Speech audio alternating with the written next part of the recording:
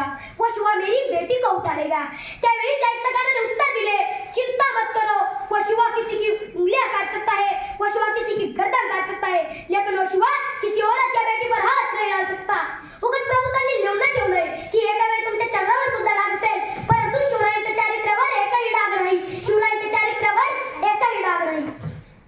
म्हणतात ना, इतिहासाच्या पानावर, रयतेच्या मनावर, मातीच्या कणावर आणि विश्वाच्या ज्या प्रमाणावर राज्य करणारा राजा म्हणजे छत्रपती शिवाजी महाराज। म्हणूनच म्हणतो, फुलांचा इतिहास काळ्यांनी लिहिला, फुलांचा इतिहास काळ्यांनी लिहिला, रात्रीचा इतिहास चांदण्याने लिहिला।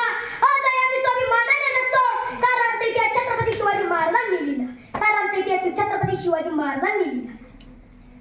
शेवटी जाता जाता एवढंच सांगतो, जर शिवरायांचे नाव जर तुम्हाला एखाद्या चौकात द्यायचं असेल तर त्या चौकामध्ये कोणता व्यसनी पदार्थ विकला किंवा खाल्ला जाणार नाही याची काळजी घ्या। शिवरायांचं नाव जर हातात करायचं असेल तर ते कोणाचाही अनैतिक काम करणार नाही याची काळजी घ्या। शिवरायांच्या अंगठ्याला जर बोटात घालायचं असेल तर ते कोणाचाही भेद करण्यासाठी उचलली जाणार नाही याची काळजी घ्या। शिवरायांचं टीका जर कपाळावर लावायचं असेल तर आपण कोणत्याही मुलीकडे वाईट नजर पाहणार नाही याची काळजी घ्या। गणपती, अश्वपती, भूपती, प्रजापती, सुवर्ण रत्न श्रीपती, अष्टवदान जागृत, अष्टप्रधान दैष्टित, न्यायालंकार मंडित, शस्त्रास्त्र शस्त्र पारंगत, शस्त्रास्त्र